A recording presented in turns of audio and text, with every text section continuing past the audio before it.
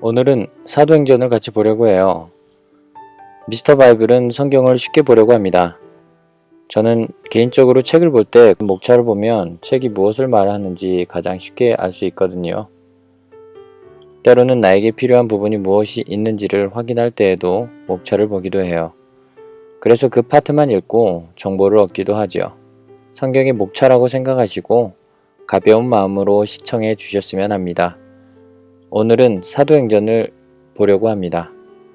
오늘 내용을 보시면 꼭 사도행전이 무엇을 말하는지, 왜 이런 내용이 들어가 있는지 조금은 이해하실 수 있을 거예요. 그럼 같이 보도록 하겠습니다. 사도행전은 크게 네 부분으로 나누어져 있어요. 프롤로그, 파트 1, 파트 2, 파트 3.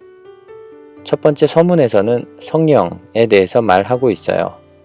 사도행전을 이해하기 위한 전제 조건이 성령이라고 강조하고 있습니다. 두 번째 본론 1에서는 예루살렘에서 성령 받은 사람과 공동체의 이야기를 하고 있습니다. 파트 2에서는 이방인들의 사도, 성령을 받은 바나바와 사울의 선교로 시작되어서 바울의 선교 사역의 연대기적, 시간적 이야기가 담겨져 있습니다. 그리고 마지막 파트 3에서는 로마로 가는 길, 왜 바울이 로마로 가야 했는지 그 이유를 말하고 있습니다. 그러면 이제 저와 함께 시작해 볼까요?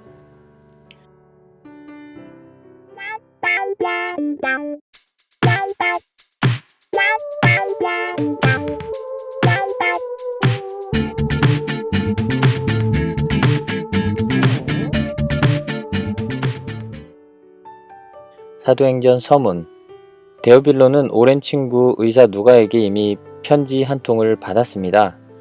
성령의 맛을 아직 보지 못한 데오빌로에게 이 능력 받기를 진심으로 사모하라고 말하는 것이죠.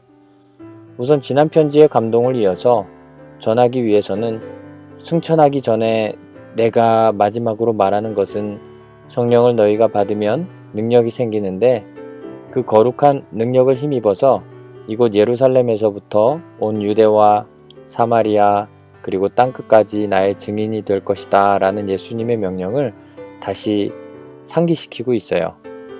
이 말씀을 끝으로 예수님은 하늘로 올라가시고 또 외톨이 혼자가 된 제자들과 예수를 따르는 무리는 망연자실하면서 예수님이 호련히 사라진 하늘만 보고 있었습니다.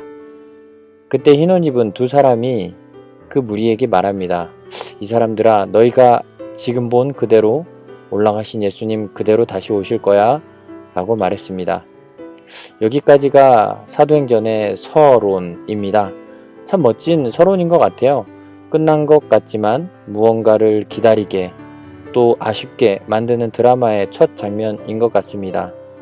아직은 무엇을 말하는지 잘 이해가 가지 않지만 다짜고짜 성령을 기다리라, 성령을 받으라, 성령을 언급한 이유가 무엇인지 궁금하게 하는 사도행전의 서론이었습니다. 사도행전 파트 1 예루살렘에서 곧바로 누가는 자기 친구들의 이야기를 합니다. 예루살렘에 사는 자기 친구들이 성령을 받으니 이렇게 되었더라. 그 예루살렘에서 그 친구들, 그 예수를 믿었던 사람들에게서 무슨 일이 일어났을까요? 사실 제자들과 무리들은 예수님이 떠나시고 두렵기도 하고 예수님이 말씀하신 성령을 기다려야 했기에 모두 모였습니다. 그리고 12번째 제자를 선출하면서 다시 한번 의기투합합니다. 계속 기도하던 중에 오순절에 성령의 강력한 세례를 경험합니다. 성령의 충만한 제자들에게서 이제 무서울 것이 없었죠. 담대히 예수를 전하자 이상한 일들이 일어났습니다. 권능이 일어난 것이죠. 예수를 인정하는 이들이 그 기적을 보고 믿는 이들이 늘었습니다. 그들에게는 새로운 생활, 신앙의 공동체가 생기게 되었어요. 믿는 사람들이 점점 늘어났으니까요. 그들의 사역은 성령의 능력을 받아서 점점 더 확장되었고 공동체가 커지면서 첫 조직이 생기게 됩니다. 그들이 바로 유명한 바로 일곱 집사입니다. 이제 제자들이 모두 감람산에 모였어요. 예수를 따랐던 사람들까지 합치니 한 120명 정도 모였습니다. 얼마 전 예수님의 승천하는 모습을 본 사람들이기에 매일같이 더 기도하기에 노력했어요. 예수님이 더 기도하기에 힘쓰라고 했으니까요. 베드로가 일어나서 말했습니다. 이제 우리에게 유다가 없다. 한 명이 없으니 유다는 유다의 죗값을 받았고 우리는 한 명을 더 세워서 다시 12명을 만들어서 완전해지자. 조건은 예수님이 살아계실 때 늘 우리와 함께했던 사람 중에 한 명이었고, 두 번째는 예수의 부활을 같이 증언할 사람, 셋째 조건은 봉사와 사도의 직무를 감당할 사람이었습니다. 그렇게 추려져 2명의 후보가 있었습니다. 첫 번째는 바사바라는 사람이었어요. 훗날 유대 초대교회에 중요한 역할을 했어요. 바울과 바나바가 첫 선교 여행을 마치고 예루살렘에서 있었던 회의의 결과를 가지고 선포하기 위해 안디옥으로 같이 갔던 인물이에요. 둘째는 마띠아라는 사람이 있었습니다. 그리고 무리는 그 둘을 위해서 기도하기 시작했고 또 기도 후에 제비를 뽑아 마띠아를 선출하게 되었습니다. 사도의 수는 다시 12이 되었습니다. Show us which of these two you have chosen to take over this apostolic ministry, which Judas left to go where he belongs. Then they cast lots, and the lot fell to Matthias, so he was added to the 11 apostles.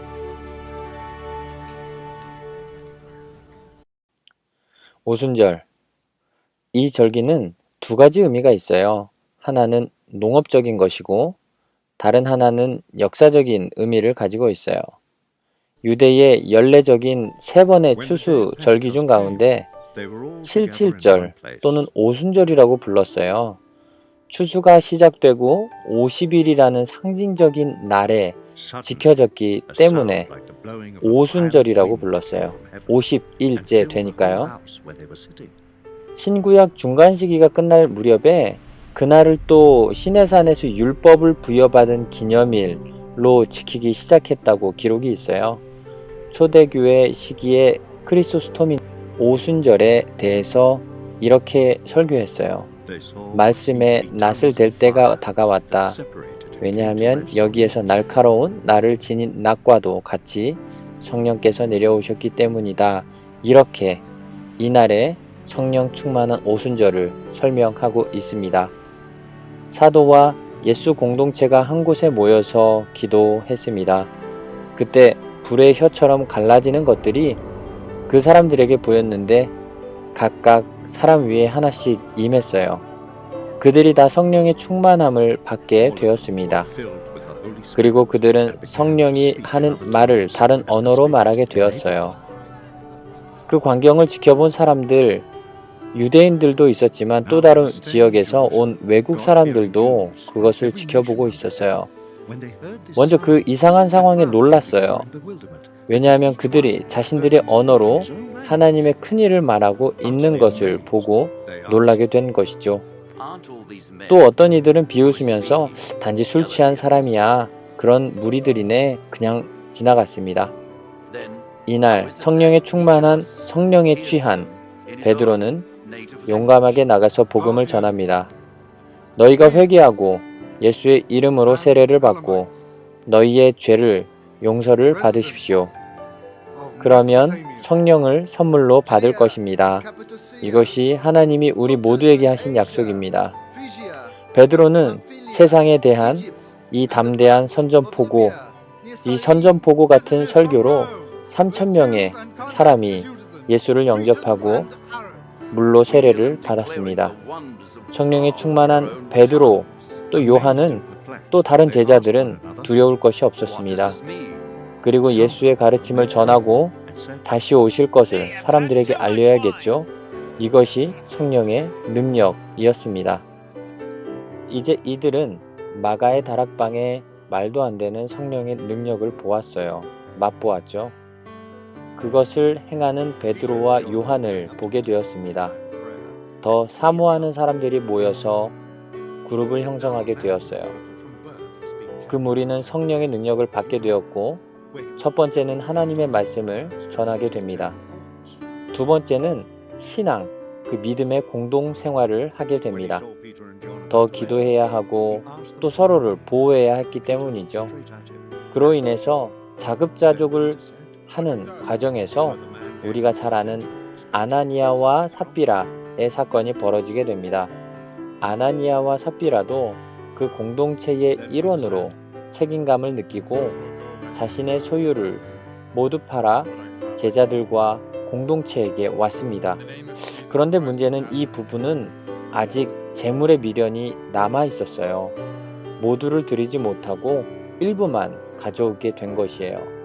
먼저 온 아나니아는 이것이 전부라고 하지만 베드로는 그 거짓을 하나님의 영으로 알게 되고 그 거짓이 나 사람에게 한 것이 아니라 하나님 앞에서 거짓을 했다.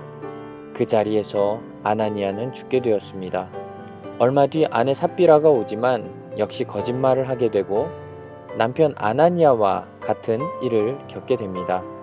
참 슬픈 일이죠.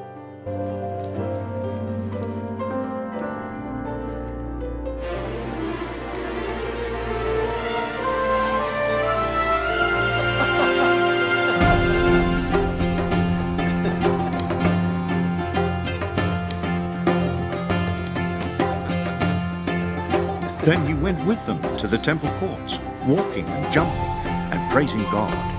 When all the people saw him walking and praising God, they recognized him as the same man who used to sit begging at the temple gate called Beautiful.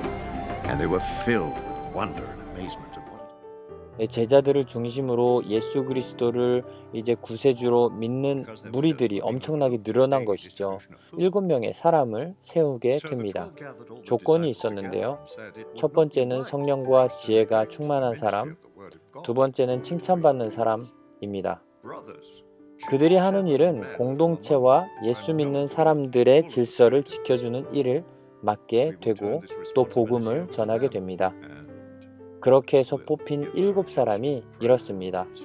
스데반, 빌립, 브로고로, 니가노르, 디몬, 바메나, 니골라를 뽑게 됩니다. 이렇게 다시 한번 공동체를 정비하고 합리적으로, 조직적으로 사역을 해나가니 이제 그 수가, 그 공동체의 수가 엄청나게 늘었습니다. The number of disciples in Jerusalem increased rapidly, and a large number of priests became obedient to the faith.